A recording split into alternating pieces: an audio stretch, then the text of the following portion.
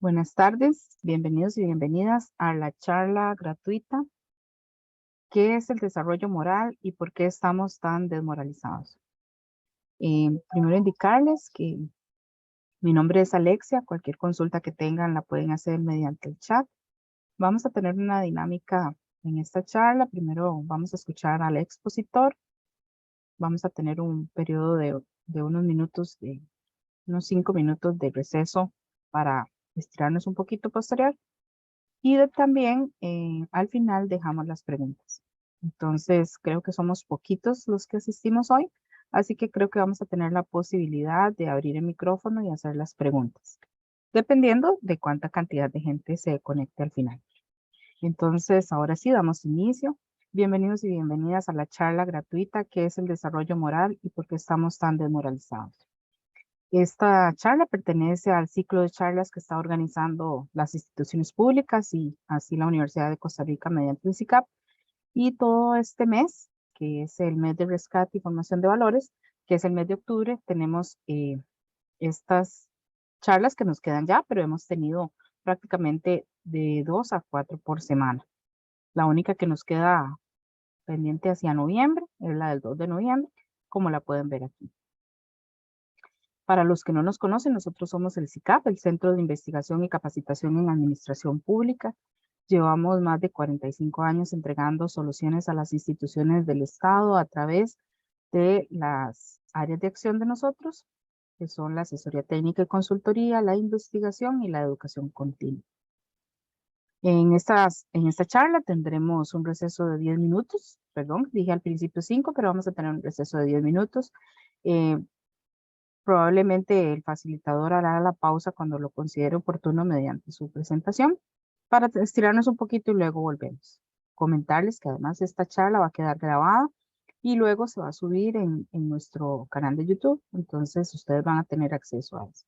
También comentarles que la compañera Miriam, que está a cargo de estas actividades, pueden contactarla a través del correo electrónico solicitando información adicional de esta presentación o del facilitador o cualquier otra consulta que ustedes necesiten. Bueno, yo voy a presentar a don Rafael. Don Rafael León Hernández, él es máster en Psicología de Trabajo de las Organizaciones de la Universidad de Costa Rica, cuenta con estudios de posgrado en Ética Pública, Transparencia, Anticorrupción de la Universidad Nacional del Litoral de Argentina. También en Psicología Organizacional de la Universidad Católica de Chile. Cuenta con una formación complementaria en Ética Anticorrupción de la Agencia Española de Cooperación Internacional para el Desarrollo y la Oficina de Naciones Unidas contra la Droga y el Delito.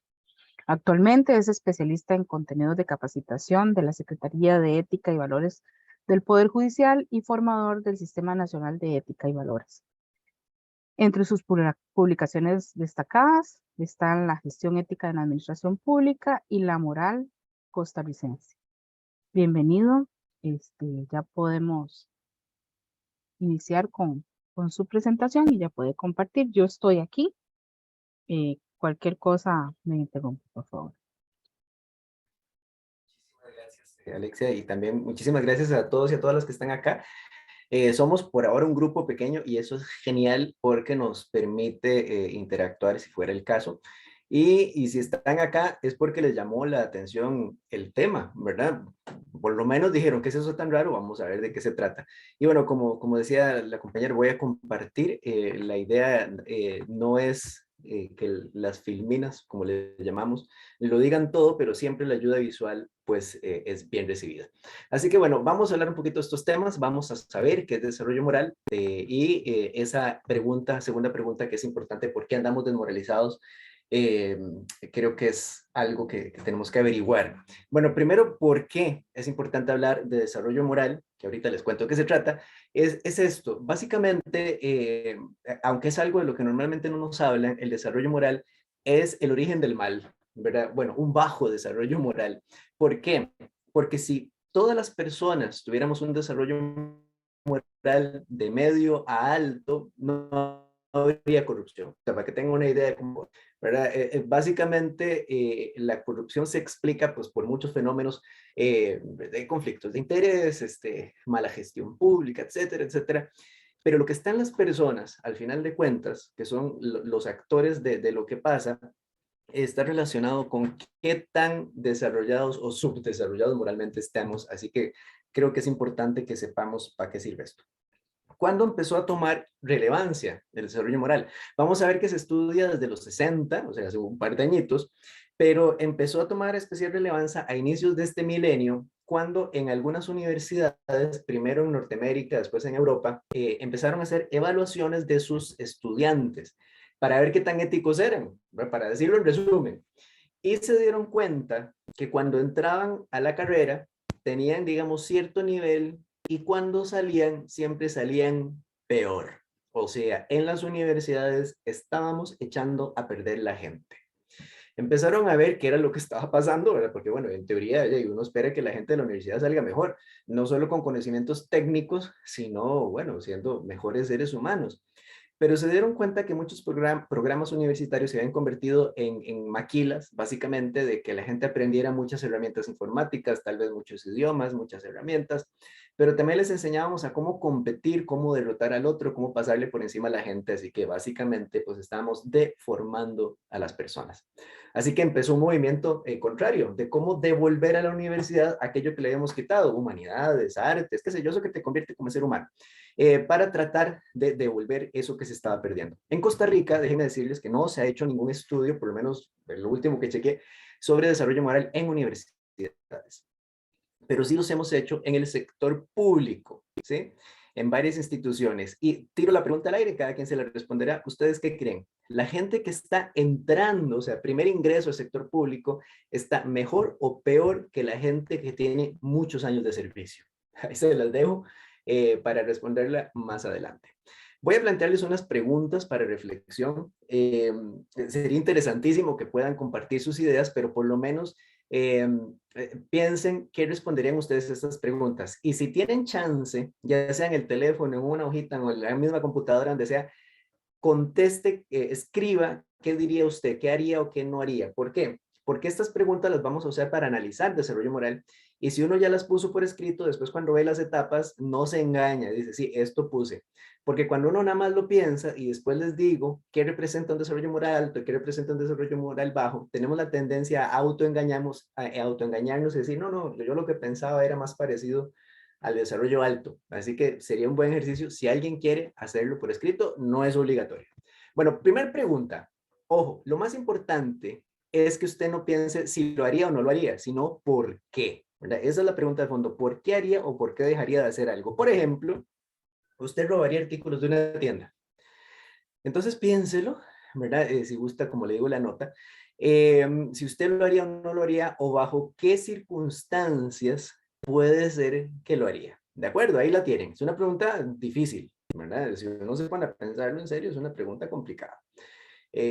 Piensen, por ejemplo, el caso de personas, yo sé que la mayoría de ustedes, pues, bueno, millonarios no serán, pero pues, ahí van. Pero una persona de extrema necesidad, ¿verdad? No sé, puede ser. Bueno, ahí se los dejo para que lo piensen. Voy con la segunda, y esta es más difícil. Es una situación que yo estoy seguro que jamás en su vida se han enfrentado. ¿Usted se colaría en una fila? Mm, mm. Aquí también se vale decir, bueno, es que depende de la fila. Entonces puede ser honesto, honesta con usted y decir, bueno, en esta fila sí, en esta fila no. ¿Por qué? ¿De acuerdo? Ya la tienen. Voy con otra. Esto puede ser que algunos hayan pasado por esto. Usted se iría unos minutos antes de su trabajo si nadie se diera cuenta. O sea, usted no marca tarjeta, ¿verdad? Porque si marca y no hay nada que hacer, no hay nadie viéndolo. Ojalá un viernes, ¿verdad? Antes de vacaciones, qué sé yo. ¿Usted se iría unos minuticos antes de su trabajo, sí o no? ¿Ok? Sin consecuencias, ¿verdad? Nadie lo vio, no pasa nada. La siguiente pregunta, a mí nunca me ha pasado, si a alguien le ha pasado, me avisa. ¿Aceptaría dinero a un desconocido en la calle? O sea, usted va caminando por la calle, se le acerca un tipo raro como yo y le dice, disculpe, ¿tiene 5,000 colones? Y usted le dice, no, qué pecado, tenga, yo se los doy. ¿Agarra esa plata o no la agarra? ¿Por qué la agarraría o por qué no? ¿Ok? Ahí se los dejo. Y voy a poner una última que también es una situación rarísima, que es un problema que estoy seguro que nadie ha enfrentado todavía. ¿Usted compartiría su cuenta de Disney Plus o de Netflix o de la que sea, ¿verdad? De televisión, de cable, con un amigo? ¿Sí? ¿usted compartiría su cuenta de televisión o de streaming o de lo que sea con un amigo, sí o no? ¿Por qué? ¿Ok? Ahí se los dejo para que lo piensen. Los que ya lo escribieron, genial. Los que no han escrito nada, pues ya no lo van a hacer. Esto que hemos estado viendo hasta ahora son lo que llamamos normalmente dilemas éticos. Yo sé que ustedes todos los días se enfrentan a dilemas éticos, desde que se levantan, o sea, la primera decisión del día es me levanto o no me levanto. Ahí usted ya tiene un dilema. Y ojalá siempre fuera tan fácil como sí o no, ¿verdad? Porque tenemos soluciones intermedias. Uno puede decir, me quedo durmiendo 5 minuticos más, ¿verdad? O pueden ser 10. O puedo decidir, qué sé yo, no sé, duermo 10 minutos y después no desayuno. O sea, las decisiones que tomamos día a día tienen un carácter más o menos ético. No todas las decisiones son éticas, ¿verdad? De pronto si me agarro la camisa verde o la azul, no, pero muchas decisiones, la gran mayoría de ellas, uno puede pensar si es una buena decisión, una mala decisión, si es correcto, si es incorrecto y por ahí va la cosa. Los dilemas éticos se han usado durante muchos años también para analizar el comportamiento de la gente. Y el dilema más famoso es este que se llama el dilema de Haynes, que lo usó un científico, bueno, un psicólogo, investigador norteamericano que se llamaba Lawrence Kohlberg, que era más o menos así. Yo no lo voy a decir exactamente igual, pero la idea es esta. Imagínense que hay un científico que crea un medicamento que logra curar un cáncer hasta ahora incurable, ¿verdad? O sea, es una pastillita, usted se toma 3 pastillitas y ya, se le cura el cáncer. Ojalá fuera así de fácil, ¿verdad? Sabemos que no. Bueno, este científico, en lugar de venderle el tratamiento a la Pfizer, lo vende directamente, no me pregunten por qué, se le ocurrió venderlo directamente, pero claro, lo vendía carísimo. Resulta que en el mismo pueblo donde vivía este científico había una pareja y la muchacha de esta pareja tenía ese tipo, pues estaba muy avanzada, ¿verdad? De pronto viendo la televisión se dan cuenta de este descubrimiento, sale el científico diciendo, ah, sí, yo lo inventé, se cura, yo lo vendo. Dijeron el precio y se dieron cuenta que no les alcanzaba. Vendieron lo que pudieron, pidieron prestado, eh, en fin, hicieron hasta lo imposible para reunir dinero y lograron reunir la mitad de lo que cuesta el tratamiento. La muchacha ya estaba bastante mal, así que el chico fue a buscar al científico, no sé cómo supo dónde vivía, pero se ve dónde vivía, llegó, le toca la puerta, el científico sale y le dice, vea señor, mi esposa, mi novia, qué sé yo, tiene este tipo de cáncer, está muy avanzada, me dijeron que le quedan pocos días de vida, yo no tengo el dinero, logré reunir la mitad, véndame el tratamiento por la mitad y después yo se lo pago como sea. El científico le dice, vea, si no tiene plata, no me joda, le cierra la puerta en la cara. Fin de la historia. Después de contarle esto a personas de diferentes países, de diferentes edades, Kohlberg después le preguntaba, si usted estuviera en esta situación, ¿qué haría? ¿Se robaría el tratamiento o dejaría que ella se muera? Y había gente que le decía una cosa u otra, pero lo más importante es lo que venía después. Alguien le preguntaba, ¿usted qué haría? Y dice, yo me robo el medicamento. ¿Por qué? Porque la vida de ella para mí es más importante que terminar en la cárcel. Ah, ok, muchas gracias. Otra persona, ¿usted qué haría? Yo me robo el medicamento. ¿Por qué? Ah, porque ese pedazo es lo que merece y daba otra explicación para hacer exactamente lo mismo.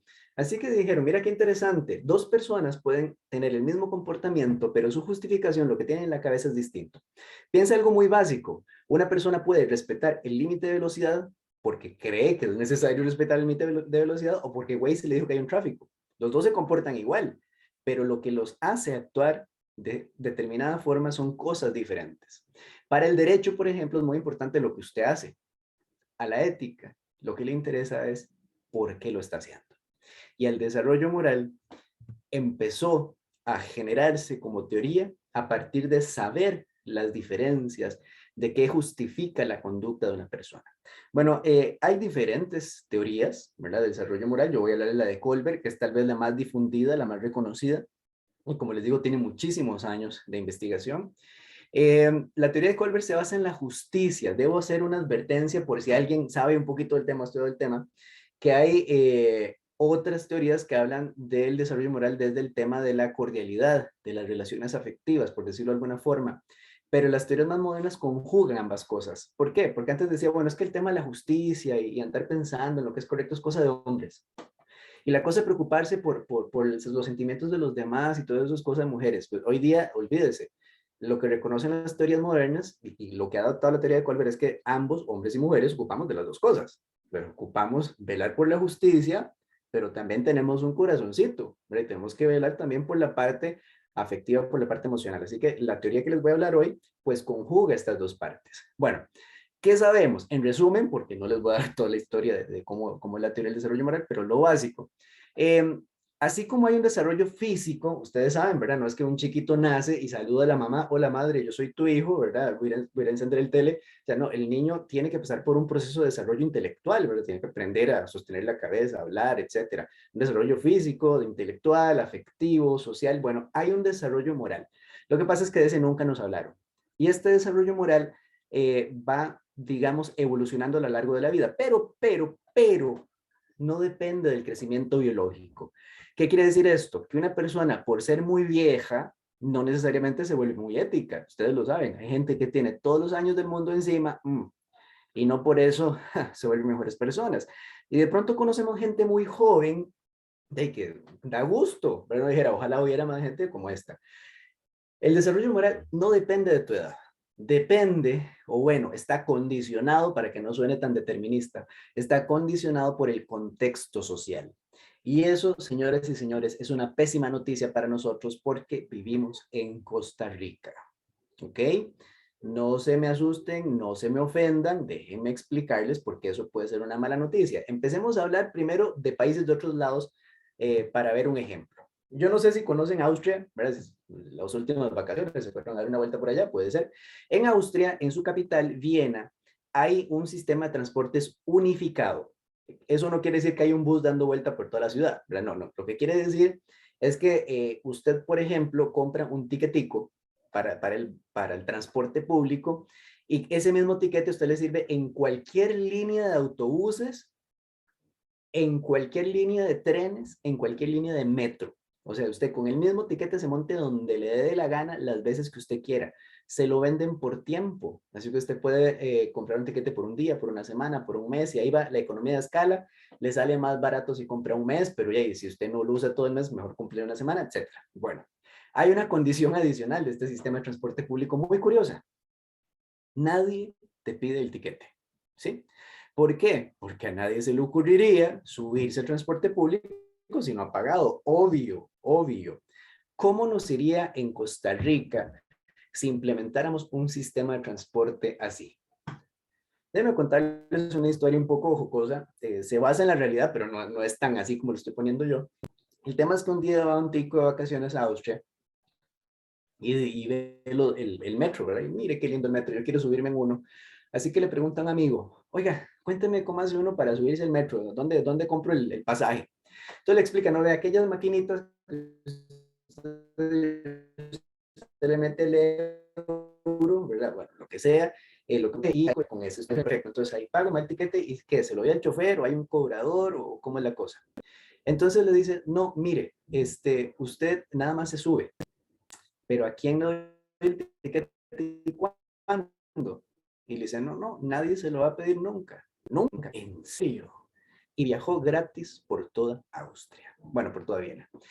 Pero resulta que ya no son tontos ellos, se dieron cuenta. Así que implementaron, digamos, una especie de policía turística, no se llama así, pero suena bonito, que es gente que se viste de civil y su trabajo es viajar en tren, ¿verdad? O en metro, ¿no? O sea, entonces se sube en un bus, se baja, se monta en un metro, se baja, y cuando ve a alguien medio sospechoso, se identifica y le pide el tiquete. Y si usted no tiene el tiquete, se acabaron las vacaciones, ¿verdad? Primero lo guardan. Y segundo, tiene que pagar una multa que ni les cuento cuánto es. Eh, Obviamente no era un tico, ¿verdad? Era un montón. Te quiero decir, un montón de gente que lo hacía, pero principalmente extranjeros, lo que es curioso. No digo que no haya gente de Austria que haga trampa, pero principalmente lo implementaron por personas con una cultura diferente a la suya. Bueno, ¿qué pasaría si en Costa Rica hacemos eso? No ocupamos investigar mucho, porque ya sabemos. Resulta que nuestro tren, no sé si ustedes han viajado en tren, esta noticia es de antes de la pandemia, pero me imagino que anda parecido hoy día. Los que han viajado tren, ustedes sabrán que si usted se monta en la primera estación, después se monta, pero si se va en cualquiera de las estaciones intermedias, usted primero se sube y después pasa un cobrador, una cobra diciendo, ¿quién falta de ticket?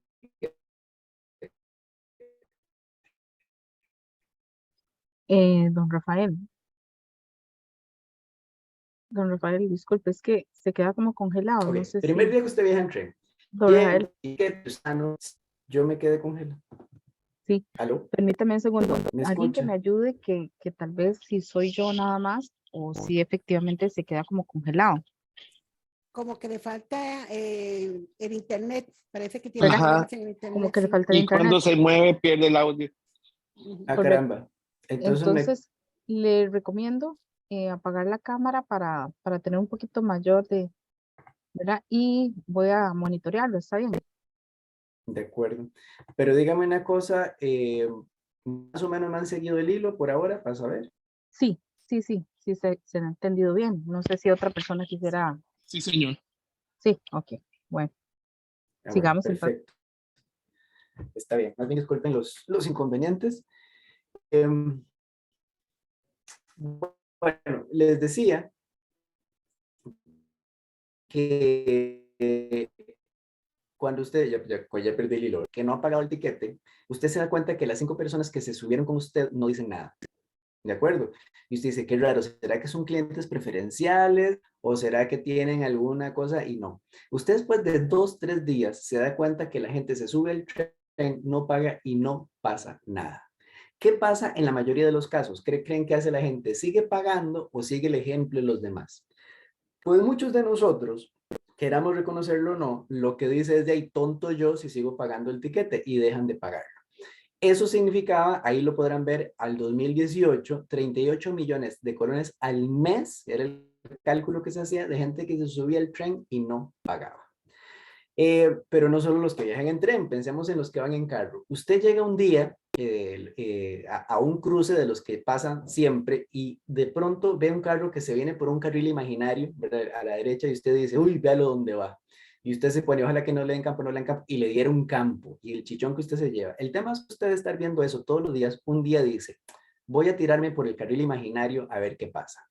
Se tira usted por el carril imaginario y va a durar 2 horas llegando a casa, duró 15 minutos. ¿Cuáles son las posibilidades de que vuelva a hacer lo mismo otra vez? Son altísimas. Cuando digo un desarrollo moral alto aquí, no es que no exista esa posibilidad. Lo que pasa es que tenemos muchos malos ejemplos y hemos descubierto que el que hace las cosas de forma correcta siempre le va mal. O sea, hay mayores ventajas en hacer lo incorrecto que lo correcto.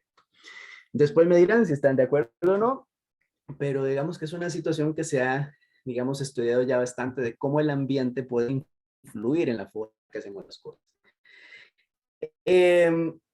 Un ejemplo es Japón, y pensando en el tema de la pandemia, ustedes recordarán que nos obligaron a usar mascarilla. Cuando en Japón les dijeron usen mascarilla, fue como que les dijeran, ya, tomen agua. ¿Por qué? Ahí pueden ver una foto de 1919, cuando estuvieron ellos con la fiebre española, digamos, así le conocemos ahora, ellos ya usaban en ese entonces. Cuando un japonés se enferma de una enfermedad respiratoria de ordinario, o sea, antes de la pandemia, ellos ya se ponían mascarilla para no enfermar al otro.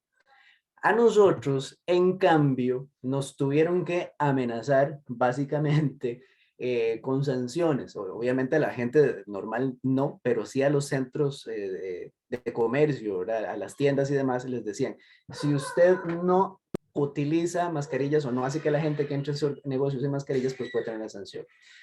¿Por qué? Porque no eran parte de nuestra cultura usar este tipo de instrumentos. Así que bueno, así lo pueden ver cómo la cultura puede afectar ciertas reglas que seguimos o que dejamos de seguir. Bueno, ¿qué más sabemos de la teoría de Colbert? Sabemos, ahora les voy a enseñar las etapas, son 6 etapas. Sabemos que la mayoría de nosotros, de nosotras, actúa en una etapa preferida. No es que todas sus decisiones usted las tome en una etapa determinada, pero casi siempre sí. Así que, por ejemplo, ahora que les diga las etapas, si usted dice, uy, yo he hecho eso, cuando veo un ejemplo, no se preocupe si es una etapa muy alta, ¿verdad? No, usted no está condenado por una cosa que haga. O si ve un ejemplo de una etapa muy alta, no crea que usted está por encima del bien y del mal. O sea, hay que observar el comportamiento de una persona durante mucho tiempo para poder estar seguros por dónde anda. Por dónde anda. Bueno, y la otra cosa que sabemos, perdón que me devuelva, es que el razonamiento moral es constitutivamente humano. Antes creíamos que los niños, perdón, nacían como un disco, una computadora con el disco duro en blanco. O sea, había que enseñarles qué es el bien, qué es el mal, y cosas de esas. Hoy no. Hoy sabemos que los niños nacen con el disco preinstalado. Saben reconocer lo que está bien y lo que está mal. ¿Cómo hicieron eso? Para averiguar que los niños saben estos temas. Paul Bloom, a partir de 2010, o sea, esto es bastante reciente, hizo experimentos con niños de 6 meses de edad, ojo, 6 meses, no es poca cosa, donde les ponía un teatro de marionetas, no sé si los conocen, donde había una montaña y de pronto aparecía un círculo que quería subir la montaña. En eso venía un cuadrado malvado que lo empujaba para que se cayera, porque así son los cuadrados malos. Se cierra el telón, se abre el telón, vuelve a aparecer el círculo, pero esta vez aparece un triángulo amarillo que lo empuja y lo ayuda a llegar a la cima. Fin de la obra. Después de eso, llegaban con los niños y les daban la posibilidad de jugar con el triángulo o con el cuadrado. ¿Con cuál creen ustedes que jugaban los niños? Bueno, voy a salirme un segundo de la pantalla para conectar video y audio. Si no se ve, me avisan, ¿verdad? Porque ya tuvimos unos inconvenientes, para enseñarles un pequeño video. Si no se ve, ni modo, ¿verdad? Lo quitamos y yo les cuento, pero sí me gustaría que intentemos ver este experimento directamente. Entonces vamos a ver. Me avisan si ahí están viendo la pantalla y voy a correr el video. Sí se observa. Genial, gracias.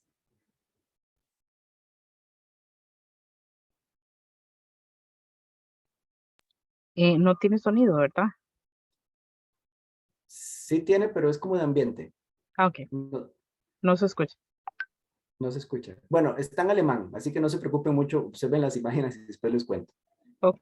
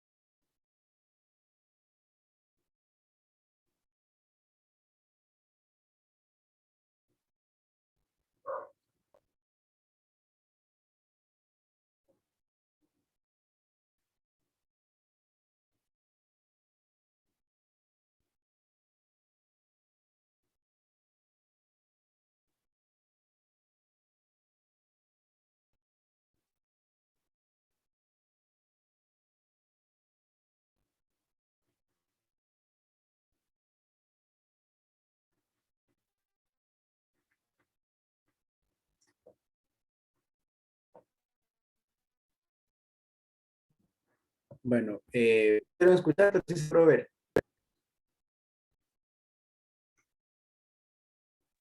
Sí se observó, pero el audio no era, Bueno, no era fácil. bueno, muchísimas gracias. Disculpa por los problemas técnicos, ya hay nada que hacer. Pero bueno, sí vieron que los niños, después de ver la obra de teatro, siempre escogían el triángulo amarillo. ¿Cuál es la conclusión del estudio? No es que a los niños les encantan los triángulos amarillos, sino que escogen al personaje que ayuda al otro. hicieron otros experimentos, o sea, con el mismo experimento cambiaron personajes. De pronto el cuadrado era el que ayudaba, o el que trataba de subir la montaña era el triángulo, y el que lo ayudaba, o el que lo empujaba era el círculo. O sea, cambiaban personajes, pero los niños de 6 meses de edad siempre elegían al personaje que ayudaba al otro. El problema es que luego hicieron el experimento con niños de 2 años, de 4 años, y de ahí para arriba. ¿Y qué creen que pasó? Entre más edad tuvieran los niños, mayor porcentaje de ellos elegían al que había empujado al otro para que se cayera. ¿Cómo nos iría a los adultos? ¿Verdad? Posiblemente algunos hasta aplaudiría. Sí, dele más duro. Eso es el papel de la socialización. Estos experimentos y otros, hay otro montón, pero digamos, les cuento este nada más para que tengan una idea, nos mostraron que los niños pequeños saben distinguir, o por lo menos saben que es bueno, por decirlo de alguna forma, ayudar, y que está malo dañar a otras personas. Bueno, estas que ven en su pantalla son las 6 etapas del desarrollo moral. No se preocupen por aprendérselas de memoria. Obviamente Colbert, cuando lo inventó, les llamaba diferente. Yo les cambié el nombre para que fuera más fácil de entender, porque sí, el modelo es un poco complicado.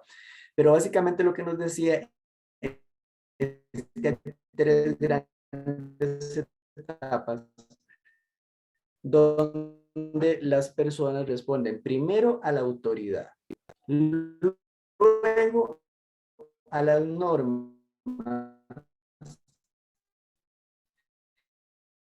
pues a gracias. Ok, y cada una de estas niveles los divide en 2 etapas. Entonces voy a contarles las etapas. La etapa más básica, la primera, es cuando una persona actúa de una forma o deja de actuar de ella dependiendo de cuáles son las consecuencias para sí misma. O sea, hago o no hago la tarea dependiendo del fajazo que me vayan a dar, ¿verdad? O sea, en un adulto también funciona. Hago o no hago el informe dependiendo de si el jefe me puede regañar o puede presentar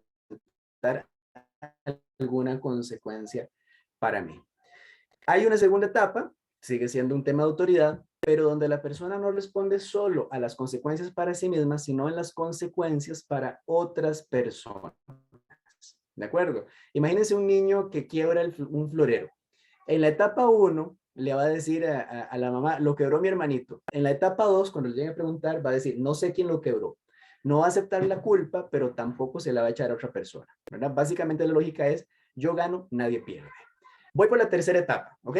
Aquí estamos hablando de las normas, y son las personas que conocen las normas, pueden ser leyes, pueden ser circulares, puede ser cualquier cosa de esas, pero las cumplen solamente cuando las ven, ¿sí? Son personas que tienen un comportamiento público y un comportamiento privado, ¿ok? Luego tenemos una cuarta etapa, que son personas igual que cumplen las normas, pero incluso cuando no las están viendo. Y si lo notan, entre la 3 y la 4 tenemos un salto gigantesco, porque de 3 para abajo las personas necesitan que las vigilen.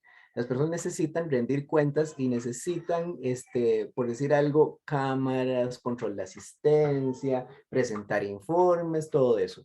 Si todas las personas estuviéramos del 4 para arriba, la gente se comportaría solita, sin necesidad de vigilancia. ¿Ok? Sigo subiendo. La etapa 5 nos habla de personas que conocen los principios contractuales. ¿Qué quiere decir esto? No la ley, sino el espíritu de la ley, ¿sí? No la norma en sí misma, sino por qué es importante esa norma. Por ejemplo, el clásico es el del cinturón de seguridad. Una persona en la etapa 4 se pone el cinturón porque la ley lo exige. Una persona en la etapa 5 es la que se pone el cinturón sabiendo que la ley lo exige porque puede salvarle la vida a las personas. ¿Ok? Y luego está la etapa 6, que es, digámoslo así, la más difícil de alcanzar, que es la de los principios éticos universales. Una persona en este nivel conoce cuáles son los principios, ha decidido llevarlos a la práctica a nivel de valores y los ha incorporado a su comportamiento diario a nivel de virtudes. O sea, eso no se lo brinca un sapo. Es dificilísimo de alcanzar. Colbert decía que solo el 3% de la población llegaba a las etapas 5 o 6. Y de hecho, estudios más recientes mantienen esa teoría, ¿sí? 5 y 6 reservado a una pequeña cantidad de la población. Él creía que la mayoría de nosotros nos quedábamos entre la 3 y la 4. ¿Qué quiere decir eso? Entre aparentar que hacemos las cosas bien y cumplir las leyes, básicamente. Ya vamos a ver con algunos ejemplos si es cierto eso, que andamos entre la 3 o la 4, o puede ser que andemos peor. ¿Ok? Déjenme mostrarles algunos letreros que le he tomado foto, ¿verdad? De ahí en la calle, cosas que ustedes también habrán visto para que vean algunos ejemplos interesantes. Eso que está ahí es de un bus, ¿verdad? Y en el bus está eso pegado que dice, señor usuario, estos asientos son de uso preferencial para mujeres embarazadas, personas con discapacidad, adultos mayores, por favor, no comprometa al chofer. Esa frase que está ahí abajo es muy interesante porque no te están diciendo que te van a castigar a vos, te están diciendo que si algo malo pasa, al que van a castigar es al chofer, ¿de acuerdo? Es un letrero en la etapa 2 del desarrollo moral. Los letreros que tenemos a nuestro alrededor, en nuestros lugares de trabajo, en la calle, en los comercios, nos dan una idea de qué piensan de las personas que están ahí. ¿Sí? Aquí le están hablando a gente que por lo menos está en la etapa 2. No es lo mejor del mundo, pero bueno, no es tan básico. Ojo este es del parque de diversiones. Dice, si usted se cola en la fila, lo vamos a sacar de aquí. Este letrero, que no es solo para niños, ¿verdad? También para adultos, está en la etapa 1. ¿Por qué? Porque te están diciendo que si haces algo indebido, te van a castigar directamente a vos, ¿verdad? Etapa 1. Este otro te dice, por ejemplo, este espacio es exclusivo para personas con discapacidad según la ley 7600. Este es un letrero en la etapa 4. ¿Por qué? Porque nos dice que hay una ley que te prohíbe parquear ahí a menos de que lo ocupes. No es etapa 1. Para que fuera etapa 1 tendría que decir la multa es de tanto. ¿Sí? Una persona que está en la etapa 4 no necesita las multas, solo necesita conocer cuáles son las normas. Este es muy interesante y me gusta dar un ejemplo. Me imagino que alguna vez habrán ido a un restaurante de comida rápida, ¿verdad? Usted llega, come y cuando termina de comer, ¿qué es lo que hace la mayoría de la gente? ¿Recoja la bandeja o la deja ahí tirada? En Costa Rica la mayoría de nosotros dejamos la bandeja tirada. Ahora, imagínese que un día va a comer con un amigo, con una amiga. Al terminar de comer, su amigo toma la bandeja, la levanta y la va a poner allá en su lugar. ¿Qué hace usted en esa condición? La mayoría de nosotros, aunque de ordinario dejara la bandeja tirada, cuando otra persona con la que vamos recoge la bandeja, seguimos su ejemplo. ¿Por qué? Porque qué vergüenza que lo haga y yo no. Si alguna vez usted hizo eso, en ese momento actuó en la etapa 3, sí, en la etapa 3, donde importa sobre todo la apariencia. Cumplo las normas pensando en qué dirán de mí, en cómo van a juzgarme las otras personas. Y esta última, tenemos dos letreros que son de supermercado. El primero, ¿verdad? Use sus bolsas o proteja el ambiente. Aquí nadie te está diciendo la multa es de tanto. No te están diciendo la ley lo exige. Aquí están abogando a tus principios. Este tipo de mensajes están destinados a personas en etapa 5 o 6. ¿Por qué? Porque son personas que no ocupan castigo, no ocupan vigilancia. Para que tengan alguna idea de por dónde anda la cosa. Bueno, les dije al inicio algunos casos, uno de ellos era si se colaría en una fila. Bueno, veamos un ejemplo, ¿ok? No todas las filas son iguales. Imagínense que estamos hablando de la fila de un e-bike y llega una muchacha, pongámosle Mariana, a sacar una cita para su hijo que está muy enfermo desde el día anterior. El pobre niño está súper enfermo. Pues resulta que cuando llega hay mucha fila en el e-bike, pero se da cuenta que cerquita de la entrada, casi que de primera, está una amiga de ella. Si usted fuera Mariana, ¿se colaría sí o no? Pues básicamente, como les decía, cualquier persona puede hacer o dejar de hacer en cualquiera de las etapas. Lo importante para determinar su desarrollo moral es la razón por la cual hace las cosas. Entonces, imaginemos una persona que se cuela, se diría se cuela, en la etapa 1. Son personas que están pensando en las consecuencias para sí mismo. Sabe que no existen castigos por colarse. O sea, la gente podrá gritar, quejarse, hacer lo que quiera, pero no te van a meter a la cárcel. O sea, esta es la persona que se cuela siempre que pueda. O sea, no le importa nada más que eso. Ahora, pensemos en una persona que está en la etapa 2. Esta persona, por ejemplo, podría saber que en el EVAIS reparten, en este EVAIS en particular, reparten 20 fichas todas las mañanas y solo hay 10 personas haciendo fila. O sea, el hecho que ella se cole no le va a quitar el campo a nadie. O sea, a todos los van a atender. Ella la atienden primero, pero a todos los van a atender, así que no está causándole un daño real a la otra persona. Como saben, parece un poquito más avanzado este desarrollo, pero igual tiene sus inconvenientes. Es la misma lógica que usa una persona para quemar la casa y cobrar el seguro. Yo gano, nadie pierde. Es la misma lógica que usa una persona para asaltarte y robarte el celular. ¿Por qué? Porque esta persona piensa que vos tenés mucha plata y mañana te puedes comprar otro celular. O sea, no te está causando un daño. Ven, así que no es tan de avanzada. Apariencias. Esta persona, bueno, no sé si les ha pasado que usted dice, ay no, si me cuelo y me chiflan, usted sabe qué vergüenza que lo chiflen a uno. Bueno, eso se soluciona muy fácil. Nada más tiene que llegar a decirle, ay amiga, muchísimas gracias por cuidarme el campo. No van a pensar mal de mí, ¿por qué?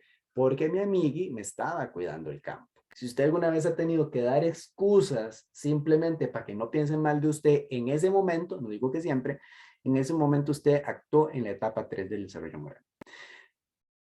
La persona en la etapa 4, la que cumple la norma, esta persona sabe, por ejemplo, que no hay ningún delito, o sea, no hay ninguna ley que te diga que está prohibido colarse en las filas, así que ya, y lo siento mucho, si me puedo colar, lo voy a hacer.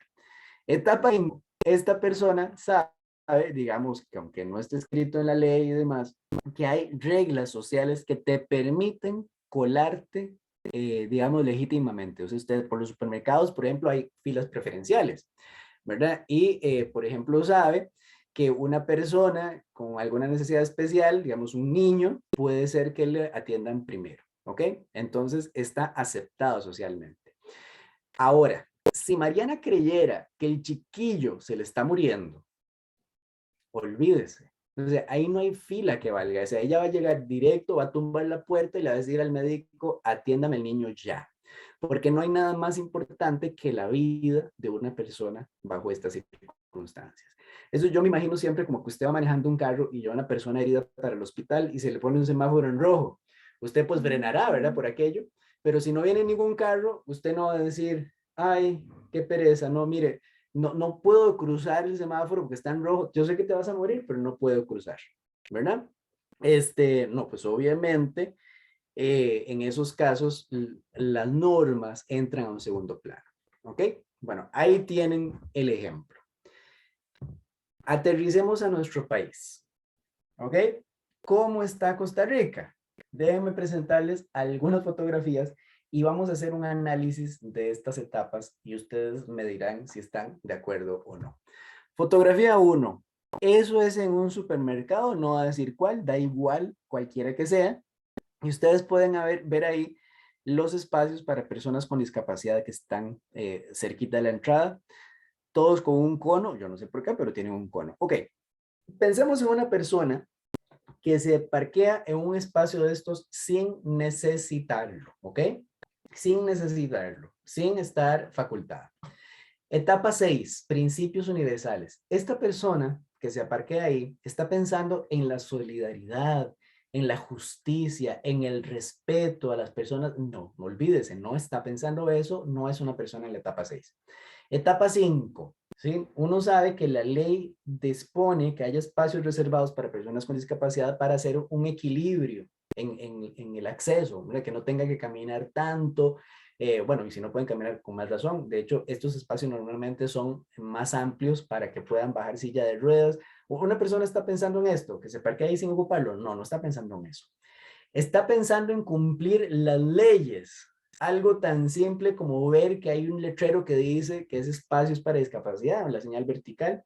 Está la señal horizontal, ¿verdad? Pero no, si una persona se parquea ahí, a sabiendas que la ley no se lo permite, pues tampoco está en la etapa 4. Etapa 3, ¿qué pensarán de mí si me parqueo ahí? ¿Está pensando en eso? Tal vez si se baja fingiendo que cojea, puede ser. Pero por lo general le importa muy poquito lo que las otras personas piensan de ella. 2, no perjudicar a nadie. ¿Está pensando en no causar un daño? No, sabe que hay personas que van a ocupar ese espacio y que lo van a encontrar lleno. Tampoco está en la etapa 2. Resulta que parquear en lugares para personas con discapacidad sin ocuparlo es una conducta característica de la etapa 1 del desarrollo moral. ¿Por qué? Porque estoy pensando en cómo gano yo y me vale nada cualquier otra persona. La única forma en que yo mueva el carro de ahí es que vea venir la grúa o que me hagan la multa. O sea, primero yo, segundo yo y se queda algo yo. ¿Qué tan frecuentemente vemos esto en nuestro país? Ustedes sabrán. Segundo ejemplo. Esto es el supermercado, bueno, de hecho es otro supermercado, pero ya por dentro, ¿ok? Y uno diría, mira, ese ahí sí quedó mal acomodado. No, obviamente alguien estaba haciendo shopping, le dio sed, se tomó el jugo y como ya se lo tomó, pues ¿para qué lo va a pagar? No voy a hacer el ejercicio de las 6 etapas, ¿verdad? Vamos de lo más básico. Está pensando no causarle daño a nadie, ¿no? ¿Verdad? Porque uno sabe que alguien se verá afectado, ¿verdad? Por lo menos en el supermercado. Ahorita hablamos un poquito de eso. Lo que está pensando esta persona es, me gané el jugo, no me van a hacer ningún castigo. O sea, si esta persona pensara que hay una cámara que lo está grabando y cuando vaya a tratar de salir del súper le van a decir, señor, señora, acompáñeme por acá. O sea, no lo haría. Si piensa que lo van a pescar, no lo haría. Lo hace porque piensa que puede salirse con la suya sin ninguna consecuencia. De hecho, en Latinoamérica, yo no sé si ustedes saben, las cadenas grandes de supermercados tienen un presupuesto, un colchoncito para este tipo de robo hormiga, por decirlo de alguna forma. O sea, ellos saben que algunos clientes van a hacer este tipo de cosas, así que ya lo presupuestan. Cuando en otros países, todo lo contrario, ¿verdad? Hasta la gente agarra y se cobra sola. En nuestro caso, no. En nuestro caso, seguimos ocupando, pues, tomar medidas de precaución. Y bueno, la pulpería del barrio, ustedes sabrán que tendrán cámaras y el chino tiene ahí las rejas, o sea, sabemos el tipo de población que tenemos. Y aquí una pregunta importante, no para responderla, sino para dejarla en el aire. ¿Cuál es el límite? Porque a veces la gente me dice, bueno, pero es que no es lo mismo robarme algo del supermercado que pellizcar una uva, ¿ok? Entonces, siempre está la pregunta, ¿a partir de cuántas uvas podríamos decir que estoy haciendo algo indebido? Yo no voy a llegar a ese nivel, pero sí para que lo piensen un poquito. Entre más normalizamos una conducta, más probable es que escalemos de niveles, ¿verdad? Por aquello. Si uno normaliza pellizcar uvas, pasar de ahí a pellizcar otras cosas, es más fácil que el que no lo ha hecho nunca. Digo yo, para que vayan revisando sus límites. Y esta otra foto, a mí me encanta. Vean qué bonitas las motos bien ordenadas, todas en fila. Y el azul de las motos contrasta muy bien con el amarillo de la línea, ¿verdad? Donde prohíben parquear. Además, el hidrante es amarillo y hay una rampa para discapacidad ahí más adelante, no sé si la ven. Pregunto, las personas que conducen estas motocicletas, que son policías, ¿los van a multar? Oiga, lo más probable es que no. Imaginemos que haya una causa justificada, que yo creo que no la hay, para decir que se parquearon ahí. Aunque fuera el caso, ¿qué efecto genera en nosotros, en el resto de los ciudadanos, ver que las personas que están ahí para hacer cumplir las leyes no las cumplen? Básicamente la gente dice, ya, si ellos lo hacen, ¿por qué yo no? Aquí la cosa es que no me pesquen, ¿verdad? Y generamos el problema que estábamos hablando al inicio, de una cultura que se rige básicamente por las consecuencias para sí mismo. Y bueno, ahora, después de casi 20 años de que es obligatorio el cinturón de seguridad, no me lo van a creer, pero todavía hay muchísimos costarricenses que solo se lo ponen cuando ven el tráfico. ¿Sí? No se lo ponen por una convicción, no se lo ponen por un convencimiento, sino básicamente para evitar la multa. Y el ejemplo de la pandemia, pues vimos muchas cosas. Por ejemplo, que vaciamos los supermercados, que es una conducta, digamos, sí, algo de desesperación hay, pero de pronto dejar a mi vecino sin papel higiénico, bueno, me hace ver que, ¿verdad? Bueno, primero yo, ¿verdad? Ustedes recordarán que hasta hicieron incendios para tratar de echar a gente enferma. Había, bueno, muchísimos ejemplos de que nos hacen ver que las prioridades para nosotros como sociedad muchas veces es mi propia perspectiva y dejamos de lado lo que le puede pasar a otras personas. Y si hablamos de casos de gran corrupción, que no está de más, aquí algunos ejemplos del famoso caso Cochinilla, ¿verdad? Esos son algunos de los titulares. O sea, por ejemplo, un funcionario público que le paguen un soborno mensual de 3 millones de colones, ¿está pensando en el bien público o está pensando en sí mismo? Una persona que pide que le den ya hay algunos regalitos como una caminadora, ¿está pensando en sí mismo? ¿Está pensando, etcétera? O sea, básicamente, como les decía, cuando las personas están en las etapas de desarrollo moral más bajo, son capaces de hacer básicamente cualquier cosa, siempre y cuando crean que se pueden salir con la suya sin ninguna consecuencia. Algunos números, ya casi para hacer el receso. Transparencia Internacional mide un índice de percepción de corrupción. En el del 2021, que es el más reciente, sacamos un 58. A ver, sacarse un 100 significa que no hay corrupción. Nos sacamos un 58, ¿verdad? Así que, bueno, la cosa no pinta tan bien. Y así ha estado ya por muchísimos años. Andamos por los 50 y algo. Y el 49% de nuestra población considera que la corrupción ha aumentado durante el último año, que también es una constante. La encuesta nacional de prevención de la corrupción que hace la Contraloría es cada 2 años, o sea que este año toca, también nos da otra información interesante. 85% de nosotros, o sea, una gran mayoría, está consciente de que la corrupción nos afecta diariamente. O sea, no es cochinilla, ¿verdad? De vez en cuando, es que todos los días algo pasa que la corrupción me afecta mi vida diaria, o por lo menos mi bolsillo. Y lo que es peor, el 70.5% de nosotros dice que no hay nada que hacer. O sea, es imposible erradicar la corrupción. Tenemos que aprender a vivir con ella. Y el último estudio que les voy a mencionar es viejo, es de 2011, pero es importante, porque los estudios más nuevos que hace la Contraloría no lo pregunta. Cuando lo hacía la UCR sí preguntaba esto. Durante el último año, ¿usted ha pagado a algún funcionario público algún soborno? Resulta que el 10.8% de la población dijo que sí. Después se les preguntaba, ¿y por qué trámite pagó un soborno? Ah, por la licencia, por una cita en la caja, por A, B, C, D. ¿Y cuánto pagó? Y haciendo la proyección a nivel nacional, nos dimos cuenta que en el 2011, ojo, hace 11 años, estábamos gastando 18,000 millones de colones en sobornos al año. Yo no estoy hablando de crimen organizado, yo no estoy hablando de narcotráfico, yo no estoy hablando de empresas transnacionales, estoy hablando de lo que gastaba el ciudadano de a pie hace 11 años, 18,000 millones. ¿Cuánto será hoy día? Supongo que un poquito más, ¿verdad? Bueno, eso, señoras y señoras, es nuestro país. ¿Ok? Lo último que les quiero decir antes de entrar a ver un poquito más, bueno, del receso y ver más detalle, es qué pasa si tenemos una sociedad donde la mayoría de las personas actúan pensando en las consecuencias para sí mismas, o sea, en evitar castigos. Para que los castigos funcionen, usted necesita que tengan 3 características. Uno, que sean graves. Piensen, por ejemplo, en la ley de tránsito. Hace muchos años, usted por brincarse un alto le cobraban 20,000 colones. 20,000 colones, pues nadie le gusta perderlos, pero es pagable, digámoslo así.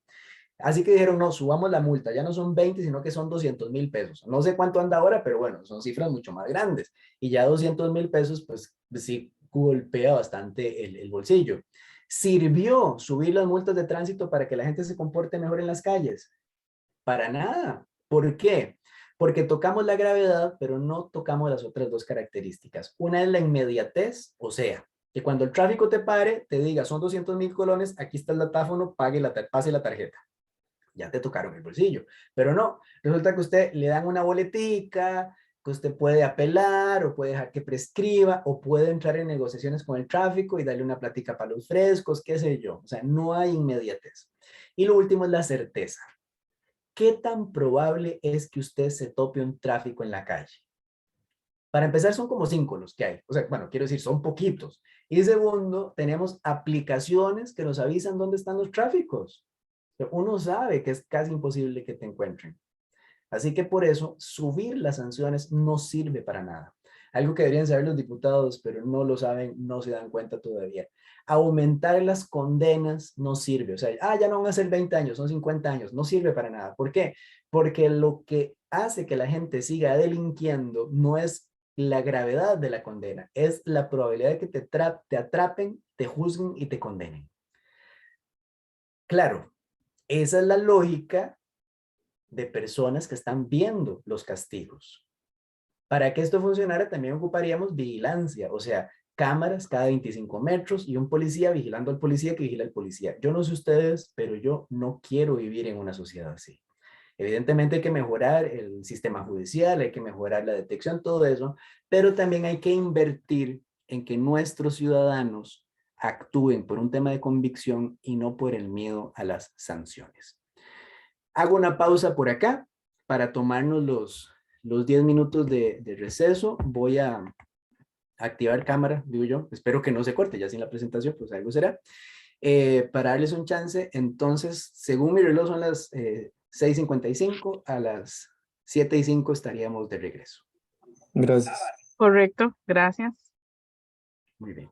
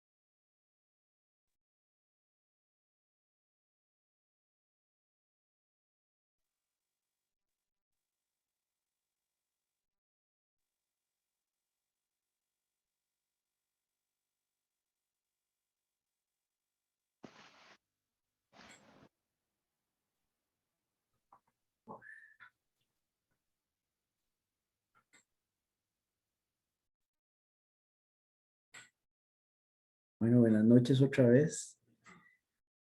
Me cambié de conexión para ver si ahora sí podemos transmitir bien.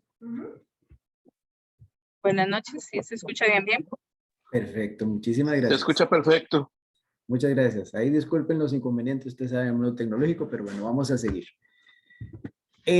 Bueno, con todo esto como base ya podemos analizar un poquito más de las implicaciones, ¿verdad? Empecemos con las implicaciones para nosotros mismos y nosotras, que es primero que uno lo que se pregunta después de escuchar todo esto es decir, bueno, ¿en qué nivel estaré yo? ¿Verdad? Porque yo soy una buena persona, yo debería estar por lo menos en 5 o 6, ¿verdad? Lo que uno siempre piensa. Pero ojo, entender lo que yo les conté es desarrollo cognitivo, o sea, entenderlo es una cosa, ponerlo en práctica es otra, ¿ok? La teoría, les decía que Colbert creía que la mayoría de nosotros está en lo que él llamaba el nivel convencional, que es lo que yo les dije, les puse como el nivel de las normas, o sea, entre 3 y 4, ¿verdad? Él creía eso, pero déjenme darles algunos ejemplos del nivel 1. Cuando una persona llega tarde a cualquier cosa, eso es un ejemplo de nivel 1. ¿Por qué? Porque básicamente, bueno, principalmente en cosas de trabajo, ¿verdad? Llegar a tarde a una reunión de amiguis, que todo el mundo llega tarde, no, estoy hablando de llegar tarde a compromisos formales, ¿verdad? Eso es un indicador de nivel 1, porque básicamente estás diciendo, yo puedo llegar a la hora que me dé la gana y no pasa nada. O sea, si la única forma que usted llegue a tiempo es saber que usted pierde algo o que lo sancionen o algo así, interesante. Dejar trabajos para el último momento, no solo los niños de la escuela, nosotros también, ¿verdad? Cuando usted deja estudiar o presentar el informe, lo que sea, ya cuando se le acabó el plazo, está pensando en consecuencias, etapa 1. Utilizar recursos de su empresa o su organización para fines personales, los lapiceros, la papelería, el tiempo, el correo electrónico, etapa 1. Bajar la velocidad del carro cuando usted ve el tráfico, cuando Waze le dice que hay un tráfico, o igual ofrecerle platica para evitar una sanción, todo eso es etapa 1, ¿ok? Para que vaya haciendo un autoexamen. Como les decía, por una conducta no se preocupen, o sea, si usted alguna vez se parqueó en un espacio para personas con discapacidad, no quiere decir eso que usted es la encarnación del mal, no, ¿verdad?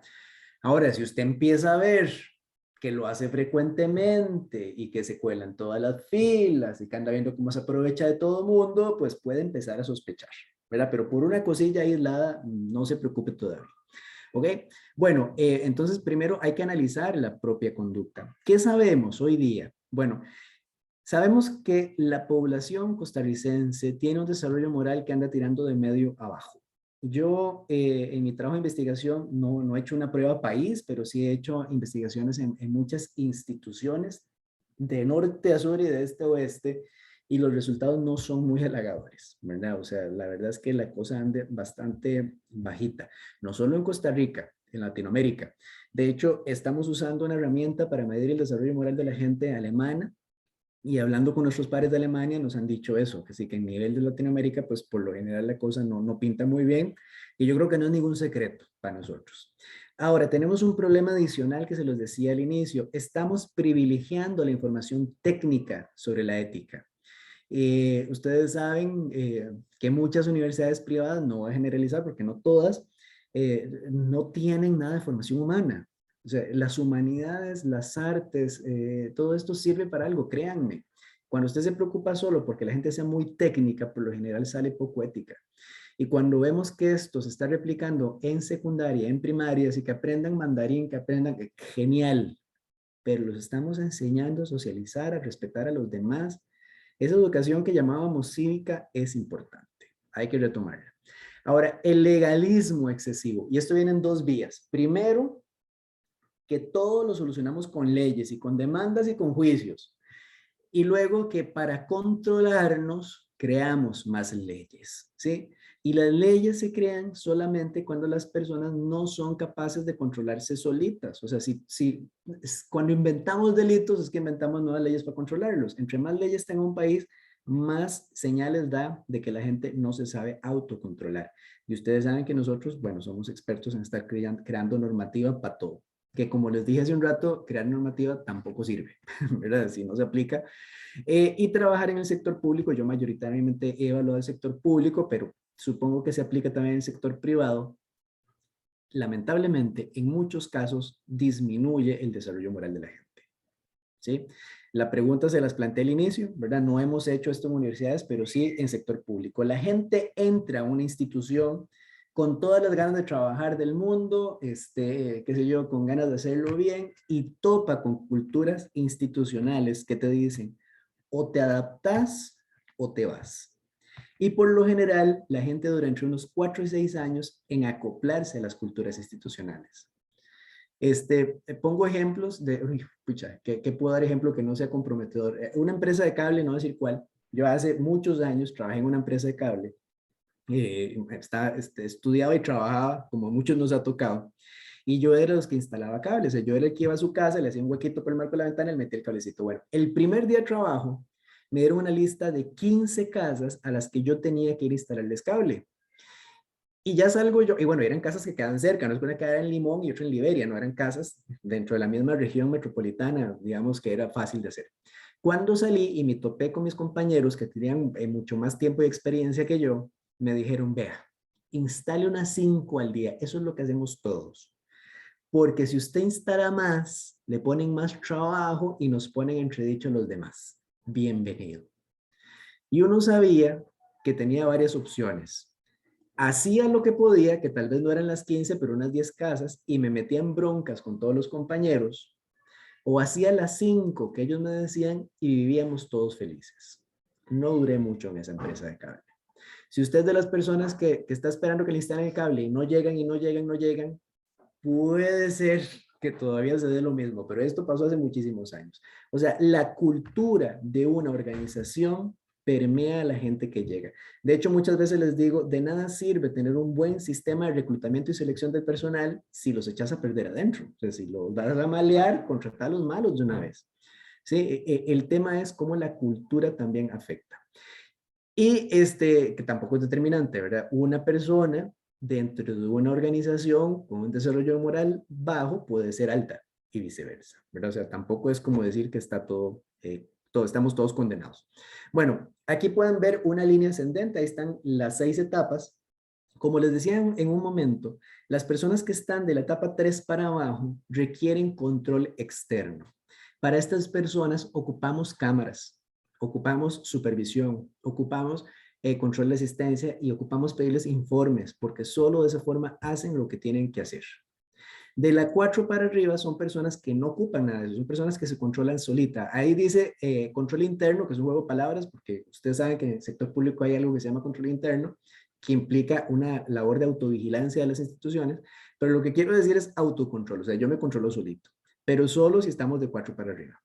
Cuando tenemos personas con un mayor desarrollo moral, o sea, 4 para arriba, una empresa, una organización o un país puede enfocarse en formación humana, en acompañar, en hacer planes de desarrollo, en la planificación a largo plazo. Estamos previniendo que sucedan eventos desastrosos o cosas que no queremos, o sea, podemos mirar al futuro y nos podemos enfocar en resultados, como decía, a largo plazo. Pero si tenemos mucha gente con un desarrollo moral bajo, pues básicamente ocupamos controles, sanciones, vigilancia, andamos apagando incendios, andamos controlando y solo podemos enfocarnos en el corto plazo. Ustedes dirán, sus propias organizaciones, el país, ¿a qué les suena más? ¿Hacia un lado o hacia el otro de la balanza? Y bueno, la pregunta inicial de todo esto es, ¿qué era desarrollo moral? Que espero ya habérselos contestado. Igual podemos tener un espacio para preguntas al final. Pero la otra pregunta es, ¿y por qué estamos desmoralizados? ¿Verdad? Y uno dice, bueno, primero tengo que aclarar qué significa estar desmoralizado, que obviamente implica tener un desarrollo moral bajo, pero también es un juego de palabras por otras cosas. Esta es un extracto bellísimo de Ortega y Gasset, no sé si lo conocen, ¿verdad? Que decía lo siguiente, voy a leerlo, porque de todas maneras es bello. Decía Ortega y Gasset que me irrita, o sea, no le gustaba la palabra, el vocablo moral. Me irrita porque en su uso y abuso tradicionales se entiende por moral. No sé qué añadido de ornamento puesto a la vida y ser de un hombre o de una mujer, diríamos hoy, de un pueblo. Por eso yo prefiero que el lector lo entienda por lo que significa, no en contraposición moral-inmoral, sino en el sentido que adquiere cuando de alguien se dice que está desmoralizado. Entonces advierte que la moral no es una performance suplementaria y lujosa que el hombre añade a su ser para obtener un premio, sino que es el ser mismo del hombre, del ser humano, diríamos, cuando está en su propio quicio y vital eficacia. Y aquí viene la parte importante.